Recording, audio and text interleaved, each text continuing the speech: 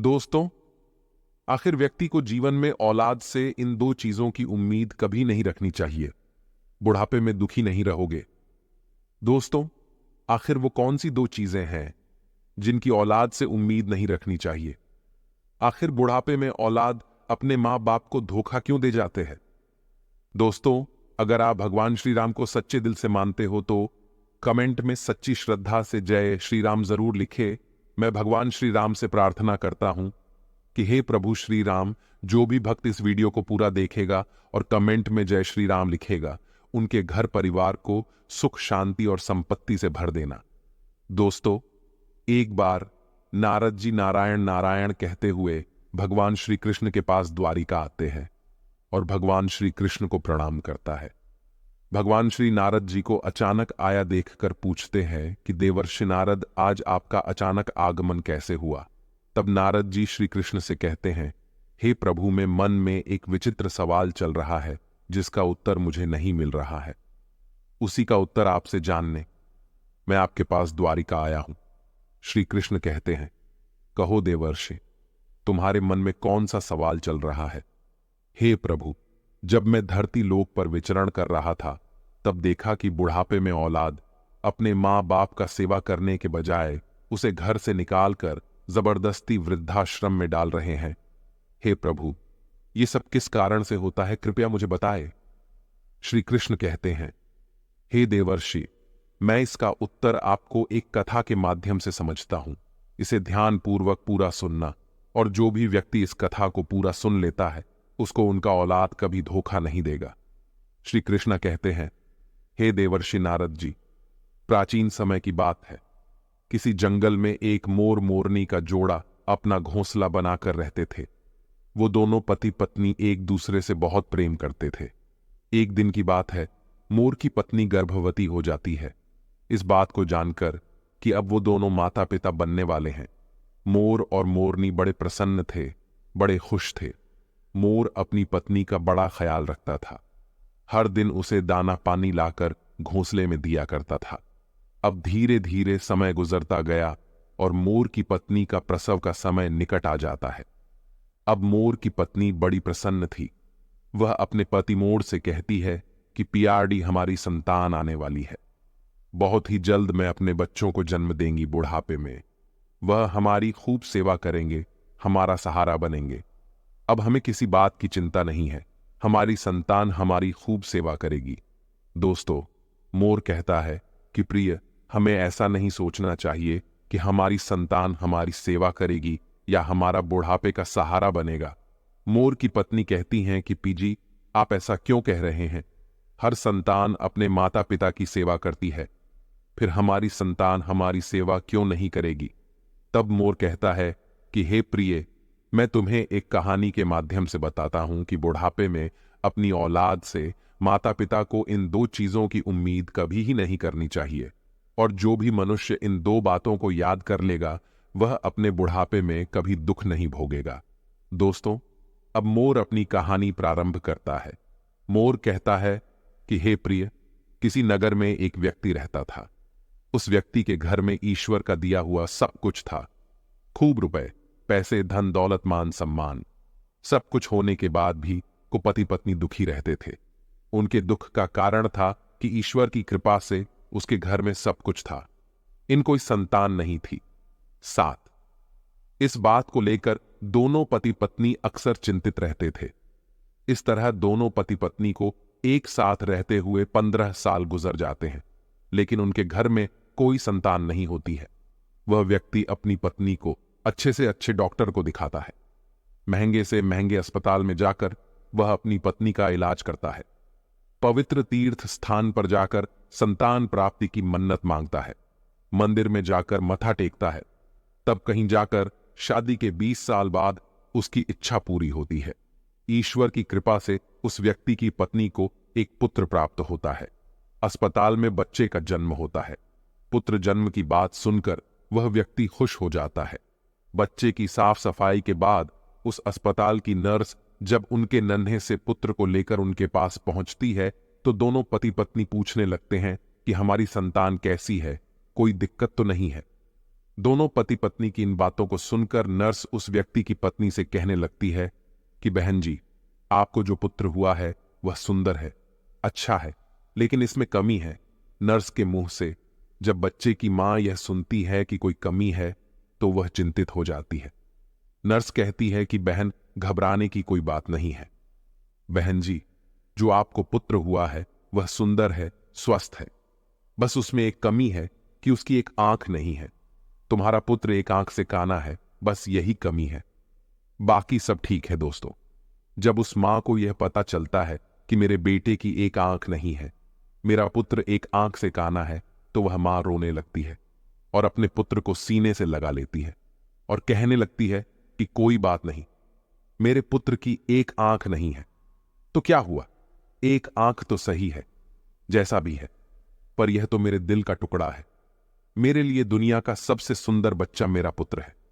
दोस्तों, मां के लिए सभी संतानें बराबर होती हैं, चाहे कोई काला हो, कुरूप हो, या चाहे कोई गोरा और सुंदर। मां कभी अपने बच्चों का शरीर नहीं देखती, वो उनकी आत्मा से जुड़ी होती है। मां उस बालक को देखकर कहती हैं, तो कितना सुंदर है मेरा बच्चा। दोस्तों, उस मां की इन बातों को सुनकर नर्स की आंखों में भी आंसू आ जाते हैं। वो नर्स सोचने लगती है, यदि परमात्मा को संतान का सुख देना ही था तो इस पुत्र को दोनों आंखें दे देता। मां कहने लगती है कि कोई बात नहीं, जैसा भी है, आखिर है तो मेरा ही बेटा, पर आज इसकी अगर दोनों आंखें सलामत होती तो और भी अच्छा होता है। दोनों आंखों के साथ मेरा पुत्र कितना सुंदर लगता। दोस्तों, मां की इन बातों को वह नर्स सुनती है तो वो कहने लगती है, बहन जी, यदि आप चाहते हो कि आपके पुत्र की दोनों आंखें हो तो ऐसा भी हो सकता है। जब मां यह सुनती है कि उसके बच्चे की दोनों आंखें लग सकती हैं तो वो कहने लगी, नर्स मैडम, यह कैसे संभव।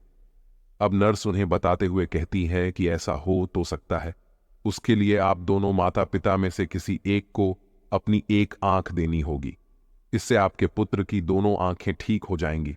दोस्तों, नर्स की इन बातों को जब वो व्यक्ति सुनता है तो वह कहने लगता है, कोई बात नहीं नर्स मैडम, हमारे पुत्र की एक आंख तो सही सलामत है।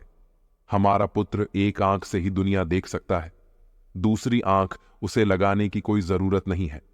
हमारा पुत्र जैसा भी है, अच्छा है। मैं अपनी आंखें दान नहीं कर सकता, क्योंकि मेरा घर मेरी मेहनत मजदूरी से ही चलता है। जब मेरी एक आंख नहीं होगी तो कैसे मैं अपने परिवार को पाल पाऊंगा, कैसे इस बच्चे का खर्च उठा पाऊंगा। यह तो तभी संभव है जब मेरी दोनों आंखें ठीक होगी। मैं एक पिता हो और अपनी पत्नी को और बच्चों को पालने का भार मेरे कंधों पर है। अब रही बात मेरे पुत्र के एक आंख की, तो ये सब परमात्मा की देन है। ईश्वर ने जिसे जिस रूप में भेजा है वह हमारा पुत्र उसी रूप में ठीक है। दोस्तों, पिता ने तो साफ इनकार कर दिया, लेकिन मां तो आखिर मां होती है। को नर्स से कहती है कि मैडम, यदि ऐसा हो सकता है तो मैं अपनी एक आंख अपने पुत्र को देना चाहती हूं। मेरा क्या है, मुझे तो घर पर ही रहना है, लेकिन मेरे बेटे को तो अपना पूरा जीवन काटना है। इसलिए नर्स मैडम, मैं अपनी एक आंख अपने पुत्र को देना चाहती हूं। जब वह व्यक्ति अपनी पत्नी से कहता है कि इस तरह तो तुम कानी हो जाओगी, तो वह मां कहती है कि मुझे मंजूर है कि मैं एक आंख से कानी हो जाऊं, लेकिन मैं अपने पुत्र को दोनों आंखों के साथ देखना चाहती हूं। मेरी एक आंख ले लो और मेरे बेटे को लगा दो। मेरे बेटे की जब दोनों आंखें होगी तो दोनों आंखों के साथ वह कितना सुंदर लगेगा। मैं अपने पुत्र को एक आंख दान में देना चाहती हूं। दोस्तों, इस प्रकार मां के कहने पर डॉक्टर उस मां की एक आंख निकालकर उसके पुत्र को लगा देते हैं। इस तरह पुत्र की दोनों आंखें सही हो जाती हैं और मां एक आंख पुत्र को देने के बाद एक आंख से काना हो जाती है। दोस्तों, मोड़ आगे अपनी पत्नी से कहता है कि प्रिय, कुछ दिन तक वे दोनों लोग अस्पताल में रहते हैं। जब दोनों मां बेटे स्वस्थ हो जाते हैं तो अस्पताल से मां बेटे को छुट्टी मिल जाती है। इस प्रकार वह व्यक्ति अपनी पत्नी और पुत्र को लेकर अपने घर आ जाता है और दोनों पति पत्नी मिलकर अपने नए पुत्र का पालन पोषण करने लगते हैं। इस प्रकार अपने बच्चों का पालन पोषण करते हुए और उनका पुत्र 5 साल का हो जाता है। सब कुछ अच्छा चल रहा होता है। तभी एक दिन उस बच्चों के पिता की किसी सड़क दुर्घटना में प्राण चले जाते हैं। जब उसकी पत्नी को अपने पति की मौत की खबर मिलती है तो वह बेचारी दहाड़े मारकर रोने लगती है। वह सोचने लगती है कि मेरा 4 साल का बच्चा है, घर में एक ही कमाने वाले थे और वो भी मुझे छोड़कर चले गए। अब मैं इस बच्चे का पालन पोषण कैसे कर पाऊंगी? अब ये सोच सोच कर वह जोर जोर से रोने लगती है। उसका रोना धोना सुनकर आस पड़ोस के लोग आ जाते हैं और उस लाचार मां को धीरज बंधाते हैं, उसे धीरज रखने को कहते हैं और किसी तरह समझा बूझकर उस व्यक्ति का अंतिम संस्कार करते हैं। दोस्तों, इस प्रकार वह लाचार मां अपने 5 साल के बच्चे के साथ जीवन बिताने लगती है। घर में जो जमा पूंजी थी वो सब संतान पाने की चाहत में उसके इलाज करने में पहले ही खर्च हो चुकी थी। पति की मृत्यु के बाद जो भी बचत थी वह पति के अंतिम संस्कार में चला जाता है। इस प्रकार वह मां दूसरों के घरों में झाड़ू पोछा करके, दूसरों के घरों में बर्तन मांजकर अपने पुत्र का पालन पोषण करने लगती है।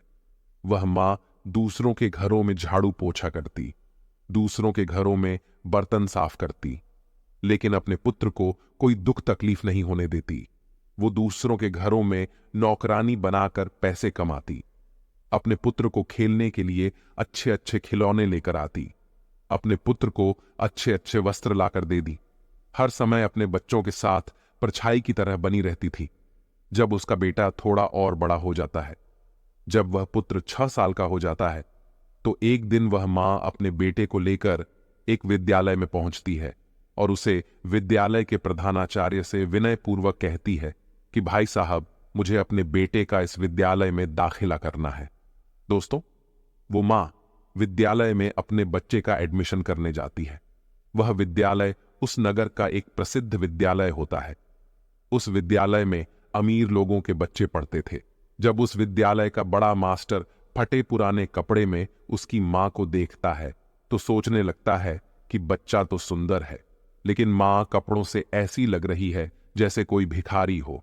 यह बेचारी कहां से इस बच्चे की किताबें और इतनी महंगी फीस भर पाएगी। इसलिए वह समझते हुए उसे बच्चों की से कहता है कि बहन जी, हमारे विद्यालय की फीस कुछ ज्यादा है, हमारे विद्यालय में अमीरों के बच्चे पढ़ते हैं, इसलिए बेहतर होगा आप अपने बच्चे का एडमिशन किसी सरकारी स्कूल में कर दें। मास्टर जी की इन बातों को सुनकर मां कहने लगती है कि सर जी, आप पैसों की चिंता मत करिए, आपकी जो भी फीस होगी उसे मैं समय से जमा कर दिया करूंगी। मेरा एक लौटा बालक है और मैं चाहती हूं कि मेरा बच्चा पढ़ लिख कर बड़ा डॉक्टर बन जाए, इसलिए मैं इसे आपके विद्यालय में लेकर आई। दोस्तों, वो बड़ा मास्टर जब उस मां की इन बातों को सुनता है तो उस मां की बातों को सुनकर वह बहुत ही प्रभावित होता है और उस बच्चों की मां से कहता है, ठीक है बहन जी, यदि तुम जिद करती हो तो हम तुम्हारे बच्चे को भर्ती कर देते हैं। इस प्रकार उसके बच्चे का एडमिशन उस विद्यालय में हो आता है और वह बालक विद्यालय में पढ़ने जाने लगता है। दोस्तों, पहले तो वह मां 5 घरों में झाड़ू पोछा करके अपना गुजारा कर लेती थी, लेकिन अब अपने पुत्र के एडमिशन के बाद अपने पुत्र की पढ़ाई की खातिर बुद्ध 10 घरों में काम करने लगी। वह मां दूसरों के घरों में झाड़ू पोछा करके अपने पुत्र को पढ़ाने लिखाने लगती है। पढ़ते पढ़ते वो पुत्र जब 5वीं कक्षा में आ जाता है, जब उसकी उम्र 10 साल की हो जाती है, तो एक दिन स्कूल के सभी बच्चे मिलकर उस बालक को छोड़ने लगते हैं और खेल खेल में कहने लगते हैं कि देखो देखो, एक आंख वाली काली मां का बेटा आ गया, इसकी मां एक आंख से कहानी है। दोस्तों, वो लड़का जब अपने सहपाठियों की इन बातों को सुनता है तो क्रोध में भर जाता है। उसे बहुत बुरा लगता था। जब विद्यालय की छुट्टी होती है तो छुट्टी के समय हमेशा की तरह उसकी मां उसे लेने आती है। आज भी वो एक आंख से कहानी मां अपने बेटे को स्कूल में लेने आई थी।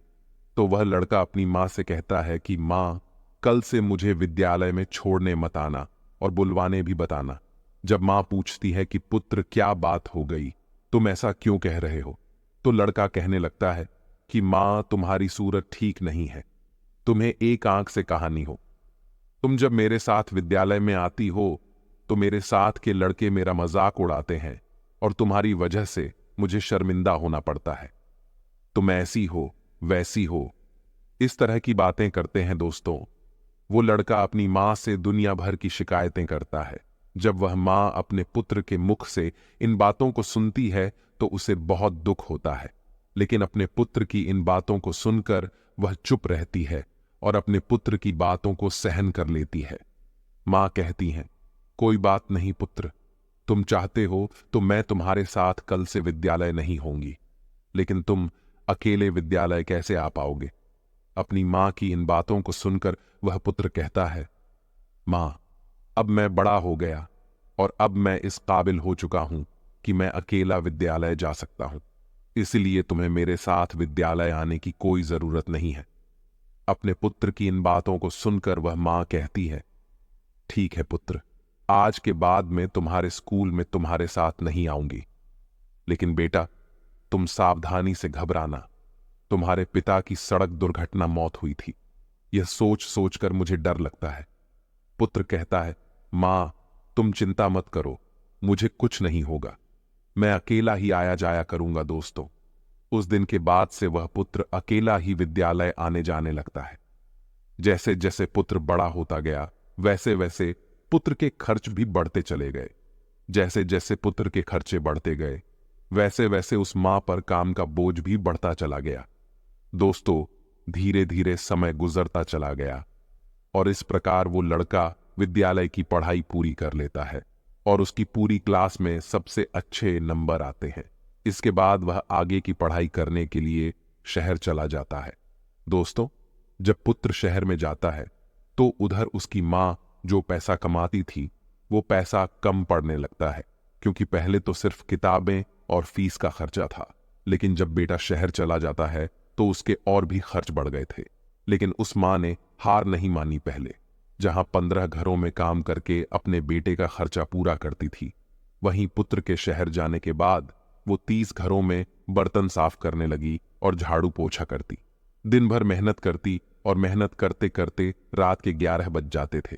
तब जाकर वह बेचारी माँ अपने पुत्र के लिए महीने का 5,000 भेज पाती थी। वह इसलिए इतनी मेहनत करती थी कि एक दिन जब उसका बेटा पढ़ लिख कर बड़ा डॉक्टर बन जाएगा तो मुझे सुख मिलेगा, एक न एक दिन मुझे भी आराम मिलेगा। आज मेरी मेहनत से मेरा बेटा डॉक्टर बन जाएगा तो मेरे बेटे के साथ रहकर मैं भी सुखी रहेंगे। इसलिए वो माँ खूब मेहनत करती थी और 30 घरों में काम करके अपने पुत्र के लिए पैसा भेजा करती थी। इस प्रकार मेहनत करते करते समय से पहले ही बूढ़ी हो जाती है। धूप में उसका गोरा रंग काला पड़ जाता है, लेकिन वो अपने पुत्र के लिए कोई दिक्कत नहीं होने देती है। दोस्तों, मोड़ आगे अपनी पत्नी मोर से कहता है कि प्रिय, जब ऐसे ही कुछ दिन और बीत जाते हैं तो उस मां को एक दिन एक पत्र मिलता है।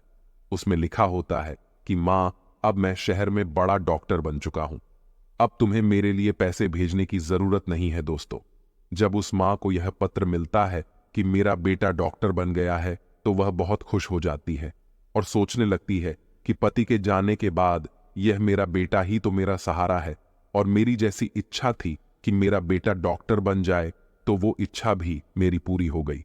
दोस्तों, उस माह के बेटे ने यह बात मां को पत्र लिखकर बताई थी कि माह में डॉक्टर बन गया हो, लेकिन वो बेटा अभी तक गांव में मां से मिलने नहीं आया।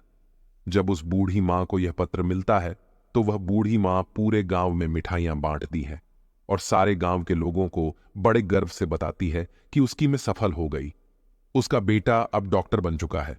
इस प्रकार वह मां अपने पुत्र के गांव आने का इंतजार करने लगती है। वह मां सोचने लगती है कि मेरे बेटे को शहर गए हुए बहुत समय बीत चुका है, अब वो डॉक्टर बन गया है तो वह मुझसे मिलने के लिए गांव जरूर आएगा। मैं अपने पुत्र की आरती उतारेंगे, उसकी पसंद का भोजन बनाऊंगी। दोस्तों, अब वह मां अपने पुत्र के आने की राह देखती है। हर दिन वो इंतजार करती है कि आज मेरा 1 साल बीत जाता है, लेकिन वह बेटा 1 साल में एक दिन भी मां के पास नहीं आता है। फिर एक दिन उस मां के पास बेटे का दूसरा पत्र आता है। उस पत्र में लिखा होता है कि मां, मेरी शादी हो गई है और तुम्हें पता है जिस लड़की के साथ मेरा विवाह हुआ है वह बहुत ही अमीर घर की है। जिस लड़की से मेरा विवाह हुआ है वो एक बहुत बड़े डॉक्टर साहब की बेटी है। मैंने प्रसिद्ध डॉक्टर की बेटी के साथ अपना विवाह किया है। मेरी पत्नी बहुत ही सुंदर है। दोस्तों, जब वो मां उस पत्र में लिखी बातों को पढ़ती है तो उसकी आंखों से आंसू की धारा बहने लगती है। उसे बड़ा ही दुख होता है। क्योंकि माँ तो सोच रही थी कि अब बेटा डॉक्टर बन गया है तो मेरे बेटे के लिए अच्छे अच्छे रिश्ते आएंगे, मैं अपनी पसंद की लड़की के साथ अपने बेटे की शादी करूंगा। लेकिन उस पत्र को पढ़कर उस माँ के सारे अरमान धूल में मिल जाते हैं। माँ सोचती है कि हे भगवान, मैंने ऐसे कौन से पाप किए थे, ऐसी मुझसे कौन सी गलती हो गई जो मुझे इतनी बड़ी सजा मिल रहे। हर माता पिता का सपना होता है कि वे अपने हाथों से अपने बेटे को दुल्हा बनाएं, अपने हाथों से अपने बेटे को सजाएं और अपना आशीर्वाद देकर अपने बेटे की शादी करवाई। लेकिन मेरे पुत्र ने तो अपनी शादी में मुझे बुलाया तक नहीं, मुझे बताया तक नहीं, और विवाह कर लिया क्या। मैं यही दिन देखने के लिए अपने पुत्र को पढ़ा लिखा कर इतना बड़ा किया था। इसके लिए मैंने इतनी मेहनत मजदूरी की थी, दूसरों के घरों में झूठे बर्तन साफ किया, मेहनत मजदूरी करके पढ़ाया लिखाया, उसे इस लायक बनाया। क्या मेरा इतना भी अधिकार नहीं था जो मुझे मेरे बेटे ने अपनी शादी में के लिए भी नहीं पूछा। अब शादी करने के बाद पत्र लिखकर बता रहा है कि मां मैंने शादी कर ली। दोस्तों, यह सोच सोचकर वह मां पूरी रात आंसू बहाती रही। इतना होने के बाद भी मां अपने पुत्र को दुआएं देती रही, रोते रोते सो जाती है। दोस्तों, फिर भी उस मां के मुंह से अपने बेटे के लिए आशीर्वाद ही निकलता है। कहती है, कोई बात नहीं बेटा, तुमने बिना बताए शादी कर ली, लेकिन मेरा आशीर्वाद तुम्हारे साथ है। अम्मा सोचती हैं कि मेरे पुत्र ने विवाह तो कर लिया, उसकी पत्नी भी आ गई।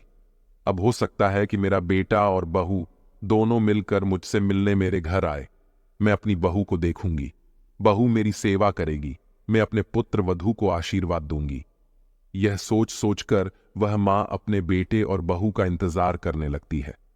दोस्तों, इस तरह उस मां को अपने बेटे और बहू का इंतजार करते करते 1 साल निकल जाता है। लेकिन 1 साल बीतने के बाद भी उस मां से मिलने बेटा नहीं आता है, न बहू आती है। फिर कुछ दिन बाद उस मां को तीसरा पत्र मिलता है, जिसमें लिखा होता है कि हे मां, अब तुम दादी बन गई हो, भगवान की कृपा से हमारे घर बैठा आया है।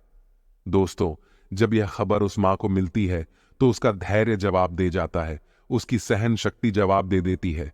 मां का पुत्र बड़ा डॉक्टर बन जाए, विवाह कर ले, उसका बेटा हो जाए और उसकी मां को पता ना चले तो उसके दिल पर क्या बीतेगी। जिस पुत्र का जीवन बनाने में उस मां ने अपना सब कुछ कुर्बान कर दिया, उस पुत्र का वर्षों से चेहरा न देखा हो तो अपने पुत्र के लिए व्याकुल होना स्वाभाविक है। जब वह मां अपने पुत्र के लिए ज्यादा व्याकुल हो जाती है तो उस मां के मन में आता है कि अब तो रहा नहीं जाता हो। फिर कुछ देर के लिए विचारों में खो जाती है, सोचती है, चलो कोई बात नहीं, होता भी हो गया है तो बहुत अच्छी बात है। अब मैं अपने पोते को देखूंगी, मैं अपने पोते को अपनी गोद में खेल आऊंगी। अब मेरा बेटा जरूर मेरी बहू और पोते के साथ मेरे पास आएगा।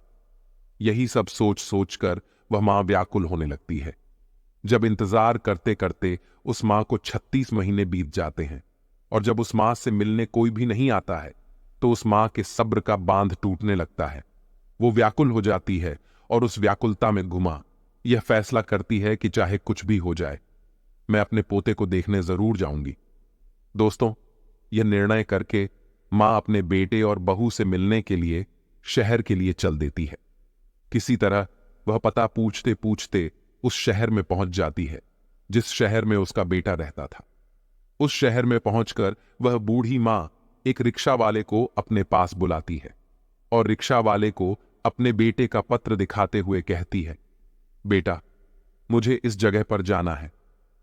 रिक्शा वाले ने पता देखा और बूढ़ी मां को अपने रिक्शा में बैठा लेता है और उस बूढ़ी मां को उस बताए हुए पते पर ले जाता है। दोस्तों, कुछ समय बाद वह रिक्शा वाला बूढ़ी मां को लेकर बड़े डॉक्टर के बंगले पर पहुंच जाता है और बंगले के सामने अपना रिक्शा खड़ा कर देता है और उस बूढ़ी माता से कहता है कि मां जी, तुमने जो पता दिखाया था तुम उस पते पर पहुंच चुकी हो। ये जो सामने बांग्ला है, यहीं रहते हैं। डॉक्टर साहब, वह मां उस रिक्शा वाले को किराया देती है और अपना झोला उठाकर बंगले की तरफ चल देती है। मां की नजर जब डॉक्टर साहब के बंगले पर पड़ती है तो वह खुश हो जाती है। वह देखती है कि सुंदर आलीशान बंगला बना हुआ है। बंगले के सामने चमचमाती गाड़ी खड़ी है और दरवाजे पर चपरासी बैठे हुए हैं। यह देखकर उस मां को बड़ी खुशी होती है कि कितने सुंदर घर में मेरा बेटा रहता है। दोस्तों, वो मोर आगे कहता है कि प्रिय, वह बूढ़ी माँ जो एक थैली में अपने पोते के लिए, खिलौने बहू के लिए साड़ियां और कुछ मिठाइयां लेकर आई थी। जब वो थैले को लेकर वह माँ बंगले के अंदर जाने लगती है, तो जैसे ही बंगले के अंदर घुसती है तो गेट के पास खड़े एक चपरासी की नजर उस पर पड़ती है। चपरासी देखता है कि फटे पुराने कपड़े पहने एक काली कलूटी बुढ़िया जो एक आंख से कहानी है, बंगले के अंदर घुसे जा रही है। जब वह चपरासी उस महिला को देखता है तो कहने लगता है कि तुम्हें किससे मिलना है, इस तरह अंदर कहां चली जा रही हो। चपरासी के जब ये शब्द उस मां के कानों में पड़ते हैं तो वह मां एकदम से रुक जाती है और चपरासी से कहती है कि यहां पर मेरा बेटा रहता है, मेरे बेटे के पुत्र हुआ है, इसलिए मैं अपने मुद्दे को देखने आई। चपरासी उस मांग को डांटते हुए कहता है, बुढ़िया, तूने कभी अपनी शक्ल देखी है? तुम्हें पता है कि यह किसका बंगला है? यह एक बड़े डॉक्टर साहब का बंगला है।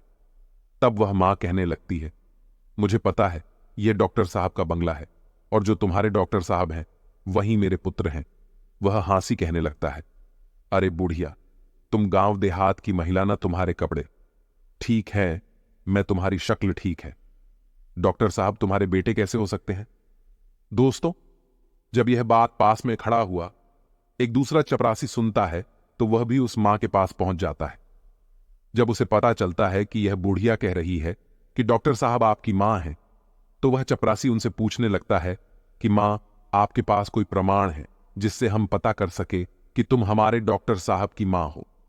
जब वो मां उस दूसरे चपरासी की इन बातों को सुनाती है तो तुरंत ही अपनी साड़ी के पल्लू में बंधा हुआ वह पत्र उस चपरासी को दिखाती है जो उसके पू ने अपनी मां को भेजे था। जब चपरासी उस पत्र को खोलकर देखता है और भेजने वाले का पता देखता है तो उस बूढ़ी मां से माफी मांगने लगते हैं और कहते हैं, हे माता, हमें माफ कर दो, हमें नहीं पता था कि तुम डॉक्टर साहब की मां हो। दोस्तों, वो मां कहती हैं कि चलो कोई बात नहीं, मैं तुम्हें माफ कर दे, मुझे बताओ कि मेरा बेटा और बहू कहां पर है। तब वह चपरासी दूर से इशारा करते हुए कहता है कि ऊपर जो कमर दिख रहा है वह तुम्हारे बेटे का कमरा है और वो अभी इस समय घर पर ही है। दोस्तों, अब वह मां अपना सामान तो नीचे रख देती है कि सामान को तो मैं बाद में ले जाऊंगी, पहले अपने पोते को देख लेती हूं, बहू को देख लेती हूं। बूढ़ी मां अपने पोते को देखने के लिए जल्दी जल्दी सीढ़ियां चढ़कर घर के अंदर जाती है। जैसे ही वह मां घर के अंदर आती है तो वह देखती है कि घर के आंगन में बल्ला रखा हुआ है और उस पालने में उनका पोता झूल रहा है। जैसे ही उस बूढ़ी मां की नजर अपने पोते पर पड़ती है तो वह दौड़कर पालने से अपने पोते को उठा लेती है और अपने पोते को सीने से लगाकर दुलार करने लगती है। दोस्तों, जब वह बूढ़ी मां अपने पोते को गोदी में लेकर दुलार करने लगती है तो बच्चे की नींद टूट जाती है और वो जोर जोर से रोने लगता है। बच्चे के रोने की आवाज जब पुत्र वधू के कानों में पड़ती है तो वह रसोई से बाहर आती है और सोचती है कि न जाने मेरे बच्चे को क्या हो गया, इतनी तेज क्यों रो रहा है। जब वो रसोई से निकलकर आंगन में आती है और अपने बच्चे को एक भिखारी जैसी दिखने वाली बुढ़िया के हाथों में देखती है तो वह चिल्लाने लगती है। अपने पति को आवाज देती है कि सुनिए जी, कोई काली कलूटी बुढ़िया जो एक आंख से कहानी है वह हमारे बच्चे को छुड़ाने आई है। पत्नी का चिल्लाना सुनकर पति भी नीचे आ जाता है तो पति के आते ही बहू अपने बच्चे को बूढ़ी मां से छीनकर अपने सीने से लगा लेती है और अपने पति से कहती है कि तुमने घर में कैसे चपरासी रखे, कोई भी हमारे घर में घुसा चला आता है, देखना यह भिखारी बुढ़िया हमारे बच्चे को चुराने आ गए। दोस्तों, वो बूढ़ी मां कहती है कि बहू में चोर नहीं हो, मैं तो तुम्हारी सास हो और ये तुम्हारे पास जो खड़ा है वो मेरा बेटा है, तुम्हारी गोदी में जो खेल रहा है वो मेरा पोता है, मैं भला पोते को चुराकर कहां ले जाऊंगी। जब बहू माता जी की इन बातों को सुनती है तो वह अपने पति से कहती है कि यह बुढ़िया क्या कह रही है, क्या सच में यह भिखारी जैसी दिखने वाली आपकी मां है क्या? ऐसे ही गरीब परिवार में आपने जन्म लिया है, मुझे पहले तो कभी आपने बताया नहीं कि आपकी कोई मां भी है। जब बेटा अपनी पत्नी की इन बातों को सुनता है तो कहने लगता है कि यह बुढ़िया जिसके लिए मैंने अपनी जवानी को कुर्बान कर दिया, वह कह रहा है कि यह बुढ़िया झूठ बोल रही है, यह मेरी मां नहीं है, इस संसार में मेरा एक ही सहारा था, आज तो वो भी छूट गया। दोस्तों, वो मां समझ जाती है कि मेरे पुत्र ने बड़े घर की बेटी के साथ विवाह किया है। मेरा बेटा बड़े पद पर पहुंच गया, इसलिए मुझे पहचानने से इनकार कर रहा है। मां ने कहा, बेटा कोई बात नहीं, मुझे लगा कि तुम मेरे पुत्र हो, इसलिए मैं तुम्हारे पास चली आई, क्योंकि तुम्हारे जैसा एक मेरा भी पुत्र है, जिसे मैंने मेहनत मजदूरी करके डॉक्टर बनाया है, जो मेरे जीने का सहारा था। लेकिन अब मुझे पक्का यकीन है कि तुम मेरे बेटे नहीं हो सकता है। मुझसे गलती हो गई है दोस्तों। इतना कहकर वह मां रोती रोती घर की सीढ़ियों से नीचे उतरने लगती है और सोचने लगती है कि बुढ़ापे में एक ही सहारा था और वह भी आज मुझसे छूट गया। अब किसके सहारे में गया? एक आस थी, वह भी टूट गई। वह सोचती है कि जिसे मैं जीवन की खुशी समझा था, जिसको मैंने अपने जीवन जीने का अधिकार माना था, जो जीवन की नया को पार लगाने वाला था, वहीं बुढ़ापे का जीवन नया को मझधार में डूबा रहा है। दोस्तों, इस प्रकार रोते रोते मां भारी कदमों से नीचे उतरने लगते हैं। अब वो मां सोचती है कि जब बेटे ने ही मुंह मोड़ लिया है तो अब जीकर मैं क्या करूंगी? अब बेटा ही नहीं रहा तो इस जीवन का क्या होगा प्रकार? वह मां अपने बेटे के घर से बाहर निकल जाती है और बंगले के बाहर जो चपरासियों का कमरा था वहां पहुंच जाती है और एक चपरासी को अपने पास बुलाकर कहती है, बेटा मुझे एक पत्र लिखवाना है। क्या तुम मेरे लिए इतना कर सकते हो दोस्तों? क्योंकि चपरासियों को तो पहले ही पता था कि यह बूढ़ी औरत डॉक्टर साहब की मां है, इसलिए वे तुरंत ही कागज कलम ले आता है और पूछने लगता है कि बताओ मां जी, मुझे क्या लिखना है? इस तरह बूढ़ी मां बोलती जाती है और वह चपरासी लिख आता जाता है। जब वह पत्र पूरा लेख जाता है तो वह मां उस चपरासी से कहती है, बेटा मुझे बहुत जोरों की प्यास लगी है, क्या तुम मेरे लिए थोड़ा पानी ला सकते हो? दोस्तों, उस मां के कहने पर चपरासी तो बूढ़ी मां के लिए पानी लेने चला जाता है और इधर वह बूढ़ी मां अपनी साड़ी का फंदा पंखे में डालकर और आत्महत्या कर लेती है। जब चपरासी पानी लेकर वापस लौटता है तो कमरे का नजारा देखकर हैरान रह जाता है। चपरासी ने देखा कि वह माताजी फांसी के फंदे पर झूल रही है। अब तुरंत ही वह जाकर यह खबर डॉक्टर साहब को देता है। इस खबर को सुनकर वह पति पत्नी दौड़े दौड़े उस कमरे में आते हैं। आगे आगे डॉक्टर साहब और पीछे पीछे उनकी पत्नी दौड़ते हैं। जब वो पुत्र अपनी मां को इस हालत में देखता है तो अपनी मां को देखकर उसके पैरों तले जमीन खिसक जाती है। दोस्तों, वो पुत्र अपना माथा पकड़ लेता है और सिर पकड़कर जमीन पर बैठ जाता है। वह सोचने लगता है कि मुझे नहीं पता था कि मेरी बातें मेरी मां को इतनी बुरी लगेगी। मैं तो अपनी पत्नी को झूठी शान शौकत दिखाने के कारण मां को पहचानने से इनकार कर रहा था, इसलिए कह रहा था कि मेरी कोई मां नहीं है। मुझे डर था कि मेरी असलियत जानकर मेरी पत्नी मुझे छोड़ ना दे, इसलिए मैंने यह बोल दिया कि मेरी कोई मां नहीं है। लेकिन तुमने तो मेरे झूठ को सच बना दिया। एक बार पुत्र की मजबूरी के बारे में सोचा होता है। जब पत्नी की नजर फांसी पर झूलती हुई उस मां के हाथों पर पड़ती है, जब उस बेटे की पत्नी फांसी पर झूलती हुई मां के हाथों में कागज का टुकड़ा देखती है, तो वो उस कागज के टुकड़े को बूढ़ी मां के हाथों से लेकर पढ़ने लगती है। पढ़ते पढ़ते उसकी आंखें भर आती हैं। उस पत्र में लिखा हुआ था कि बेटा मेरा आशीर्वाद है कि तुम खूब उन्नति करो। मेरा आशीर्वाद तुम्हारे साथ है। जाते जाते तुम्हें कुछ राज्य बताना चाहती हूं। बेटा मैं अच्छी नहीं दिखती हूं तो उसके पीछे भी एक कारण तुम ही हो। जब तुम्हारा जन्म हुआ था उस समय तुम्हारी एक आंख नहीं थी। मैंने अपनी एक आंख तुम्हें देखकर तुम्हें सुंदर बनाया था, सुंदर रूप दिया, और मैं कुरूप हो गई। और इस कुरूप चेहरे से तुम नफरत करते हो क्योंकि मैं कहानी हो और दूसरा मेरा रंग काला है। यह भी ऐसा नहीं था बेटा। आज तुम जिस मुकाम पर बैठे हो उस मुकाम पर तुम्हें पहुंचाने के लिए मैंने दिन रात मेहनत की है। मैंने कभी नहीं देखा कि कितनी गर्मी है, कितनी सर्दी है। तुम्हें पढ़ाने लिखाने के लिए, तुम्हारे खर्च उठाने के लिए मेन काली कलूटी हो गई, उसका भी मुझे कोई मलाल नहीं है। तुम सुंदर हो, इसकी मुझे खुशी है। मैं तुम्हें देखना चाहती थी, अपने पोते को देखना चाहती थी, अपनी बहू से मिलना चाहती थी, इसलिए मैं शहर चली आई, क्योंकि तुमने तो कभी गांव जाकर मेरा हाल नहीं पूछा। लेकिन जब मैं स्वयं चलकर तुमसे मिलने आई तो तुमने तो मुझे पहचानने से इनकार कर दिया। इसीलिए लगा कि अब दुनिया में मेरा कोई नहीं है। अब जीने का मेरा उद्देश्य खत्म हो गया है। जब कोई रहा नहीं तो मेरे जीने का क्या फायदा बेटा। जाते जाते ईश्वर से प्रार्थना करती हूं कि तुम सदा खुश रहो, तुम्हारी संतान खुश रहे। दोस्तों, जब उसे बेटे की पत्नी यह पत्र पढ़कर अपने पति को सुनाती है तो उस बेटे का सिर शर्म से नीचे झुक जाता है। उसे अपने आप से घृणा होने लगती है कि जिस मां ने मेरी जिंदगी बनाने में अपना सब कुछ ने और चावल कर दिया, वही मां आज मेरी चौखट पर मुझसे मिलने आई तो मैंने एक गिलास पानी तक नहीं पूछा। किस प्रकार दोनों पति पत्नी अपनी गलती के लिए उस मरी हुई मां से माफी मांगते हैं। लेकिन अब क्या हो सकता था, वो मां तो उनकी माफी सुनने के लिए वहां मौजूद नहीं थी, उनसे बहुत दूर जा चुकी थी, जहां से कोई नहीं आता। दोस्तों, अब डॉक्टर साहब के जीवन में सिर्फ पछताना ही रह गया था। कैसी यह दुनिया है।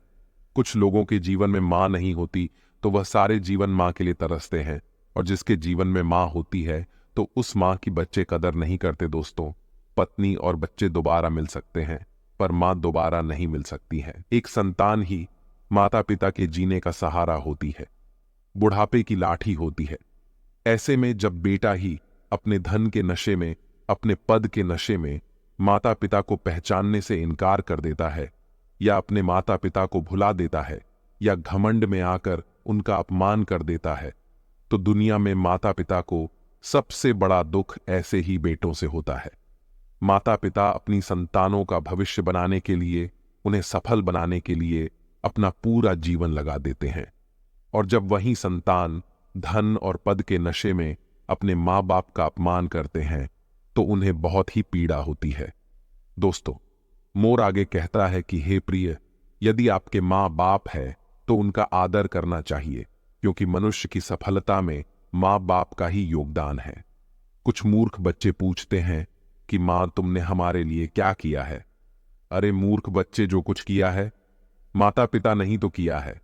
तुमको बनाया, तुमको पढ़ाया खाया, तुम्हें पालने में दुख उठाए, माता पिता को भूलकर तुम तो अपने आप को भूल गए हो। बच्चा ये भूल जाता है कि मां बाप के अतिरिक्त दुनिया में दूसरा उसका कोई भला चाहने वाला नहीं है। माता पिता मर के भी तुम्हारा भला ही चाहेंगे। ऐसा ही देश ही तुम्हें कहां मिलेगा।